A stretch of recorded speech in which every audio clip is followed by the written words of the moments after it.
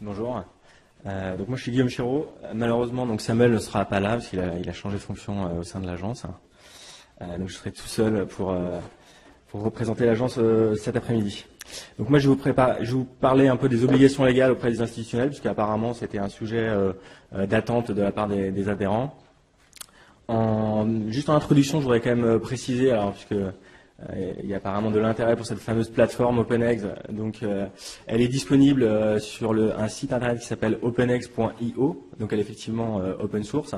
À titre personnel, je n'y ai pas du tout participé. C'est uniquement l'œuvre de Samuel, rendons à César ce qui est à César, et un ami à lui. Donc, voilà. C'est avec en plus des technologies assez récentes.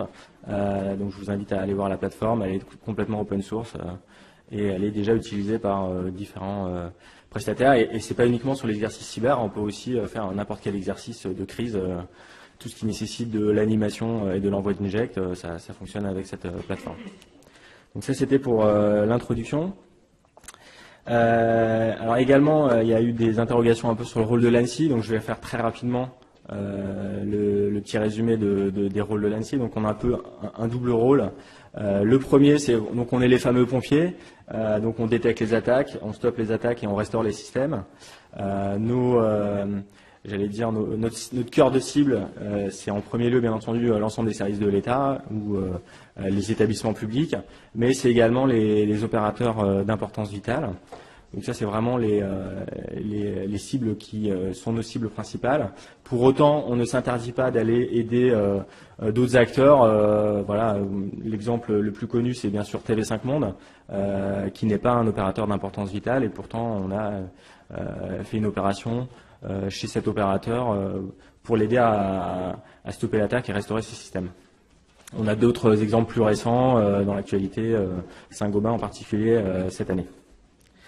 Voilà, donc s'il y a des questions, donc la préconisation, c'est qu'effectivement, si vous subissez une attaque de grande envergure, vous pouvez appeler l'ANSSI et on pourra venir vous aider, sachant qu'on a différents modes d'aide. Ça peut être des modes, j'allais dire légers, ou plus en profondeur en fonction de la maturité de la victime et de l'attaque. Mais on est également un peu autorité de sécurité, donc effectivement on n'est pas que pompier, on est aussi un peu gendarme, donc c'est vrai que c'est une dualité qui peut paraître bizarre, c'est-à-dire qu'effectivement on est aussi on produit de la réglementation et on labellise, donc on est aussi un peu gendarme. Donc c'est vrai que c'est un double rôle, un peu comment dirais-je, une double tête quoi, mais voilà. On fait beaucoup de soutien et de conseils. C'est vrai qu'on manie peu la sanction. C'est pas tout à fait dans je dirais, c'est pas tout à fait dans la logique actuelle, en tout cas de l'agence. Pour l'instant, on essaie de construire un écosystème, d'améliorer la maturité de tout le monde, et les sanctions viendront après. Alors, on nous a posé la question qui et quoi notifier en cas d'incident. Alors, je vais aussi faire un petit focus sur les TPE-PME, parce que c'est pas une obligation. Je vois que Jérôme est dans l'assemblée, mais on voulait en parler parce que c'était aussi quelque chose qui a été demandé. Et puis, je vais parler donc des deux cas qui nous intéressent, donc les OIV et en cas de violation de données à caractère personnel, donc la CNIL.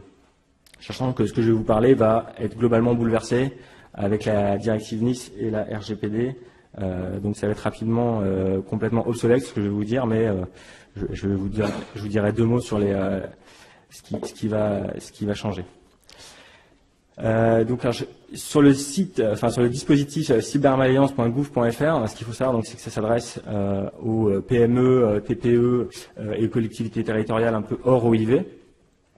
Donc actuellement, si je dis pas de bêtises, ce site est un peu encore en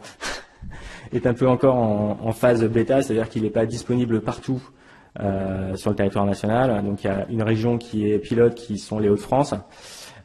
Et je crois que très prochainement, parce que pour ceux qui ne le savent pas encore, mais le mois d'octobre est le mois de la cybersécurité, il devrait y avoir un petit événement national. Le 17 octobre, me souffle Jérôme, qui lancera officiellement cette plateforme à un niveau national. Donc Jérôme Notin, qui est ici présent dans l'Assemblée, et le délégué général du GIP ACIMA, qui donc est responsable de ce dispositif. Donc si vous avez des questions un peu plus en détail, vous pouvez le contacter à la pause. Donc voilà, donc très rapidement, il y a trois finalités à ce dispositif. Donc c'est bien sûr d'assister les victimes d'actes de cybermalveillance, de faire de la prévention, etc. Donc là c'est plus des actions à froid. Et puis tout ça, ça permet également de recueillir un certain nombre de données. Donc on pourra avoir un observatoire de la menace pour un peu connaître quelles sont les tendances en matière d'incidents, quels sont les incidents qui montent, qui baissent, etc. Donc c'est aussi intéressant en termes d'indicateurs de reporting. Voilà. Et donc c'est évidemment pas une obligation, c'est plutôt de l'assistance. Alors, en ce qui concerne les incidents de sécurité et la notification, alors là je ne parle que des obligations, sachant que même si vous n'êtes pas sous la coupe de cette réglementation, vous pouvez quand même nous notifier des incidents, c'est pas interdit. Mais alors, tout simplement, les prérequis sont très simples, c'est d'abord avoir été désigné OIV. Donc normalement, quand vous êtes OIV, vous le savez. Si vous ne le savez pas, c'est que vous l'êtes pas. Il faut avoir déclaré ses OIV et il faut que, bien entendu, l'arrêté du secteur auquel vous êtes rattaché ait été publié. Voilà, donc là, actuellement, la plupart des arrêtés sont sortis et la période où les OIV devaient déclarer leur SIV est également passée. Donc là, on rentre dans une période où les incidents peuvent être notifiés à l'agence. Et donc, comment faire? Bon, c'est très simple, mais peut-être par mail, soit par un formulaire en ligne. Voilà. Donc ça, c'est les incidents. Et après, quel type d'incident? Je ne vais pas rentrer dans le détail, mais voilà, c'est défini dans l'arrêté, si ça vous intéresse. C'est relativement bien décrit, et donc c'est facile de savoir si l'incident auquel on fait face doit faire l'objet d'une notification ou pas. Voilà. Alors, en ce qui concerne les violations de données à caractère personnel, actuellement, le dispositif actuel est très restrictif, c'est-à-dire qu'il n'y a finalement que les opérateurs télécoms qui ont l'obligation de notifier leurs incidents à la CNIL et qui sont les objets, qui sont les données, les traitements de données personnelles dans le cadre des activités de ces fournisseurs d'accès Internet ou opérateurs télécoms.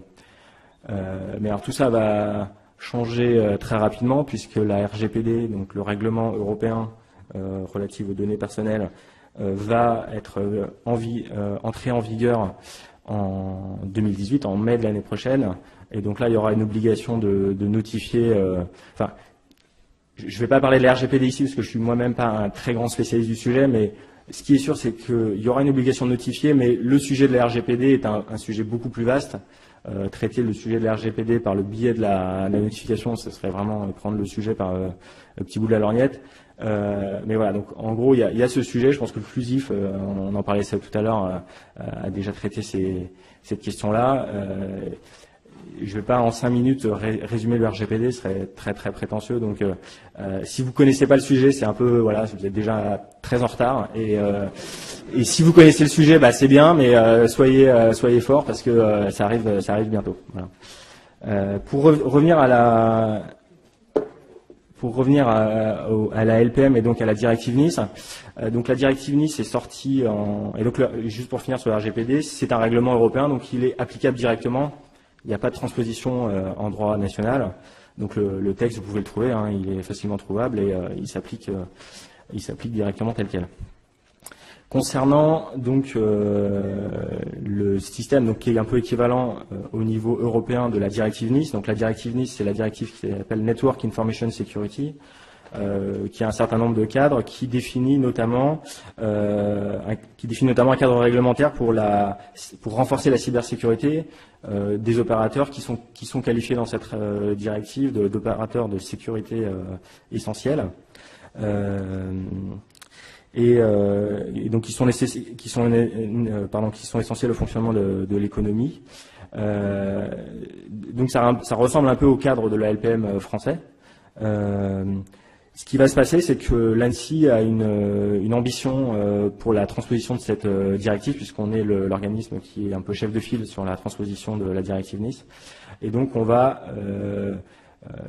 transposer cette directive en étant un peu plus large que simplement le périmètre des OIV actuels, qui, vous le savez, concernent à peu près 250 opérateurs en France.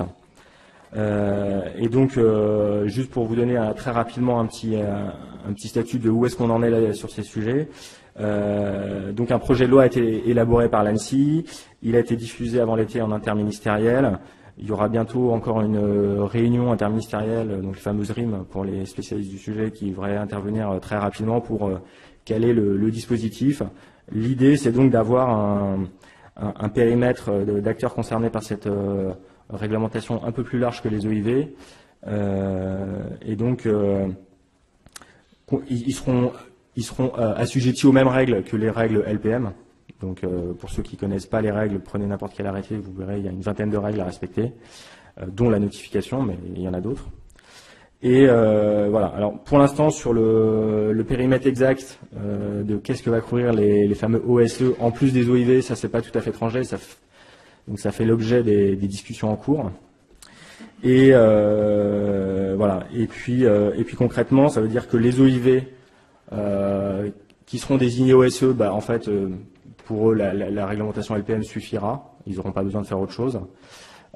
Et s'ils sont désignés OSE pour des activités supplémentaires par rapport à leur activité OIV, ils pourront soit faire appliquer la réglementation LPM sur ce périmètre supplémentaire, soit fonctionner au travers de la réglementation NIS. Voilà. Donc c'est un petit peu compliqué, mais en fait, vous verrez, c'est simple. Mais là, en vous le disant, c'est un peu rapide, mais sachez que voilà, donc la transposition, l'objectif c'est mai 2018. Donc de toute façon, il y aura des communications sur les projets de loi, etc. L'objectif c'est d'avoir une loi, donc un véhicule législatif qui sera promulgué au début de l'année 2018. Donc si vous suivez l'actualité, ne vous inquiétez pas, vous ne perdrez aucun épisode. Et puis de toute façon, s'il y a des questions, je pourrais répondre à la fin. Alors très rapidement, puisqu'il me reste plus beaucoup de temps, sur notre propre retour d'expérience vu de l'ANSSI de l'exercice. Alors nous déjà de manière générale, on est très moteur pour que des exercices soient faits. En plus de notre point de vue, le fait de faire cet exercice au travers du CLUSIF, ça permet d'avoir un effet démultiplicateur, c'est-à-dire qu'on participe à un seul exercice, mais il y a plein d'adhérents qui en bénéficient. Donc de notre point de vue, c'est vraiment très productif. Donc on était très content d'y participer. Donc un scénario très réaliste au regard des menaces actuelles. Le choix du secteur de la santé qui, du point de vue de l'ANSSI également, est un choix très judicieux.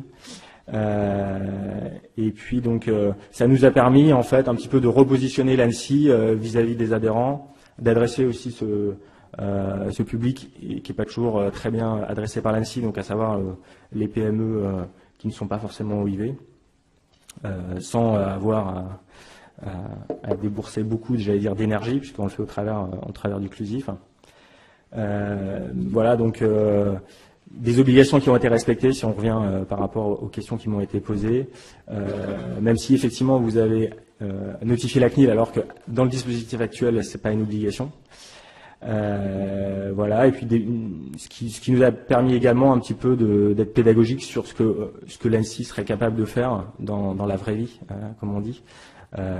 Donc pour nous c'était vraiment très positif, et donc on est partant pour une deuxième saison l'année prochaine. Voilà, et j'en ai terminé.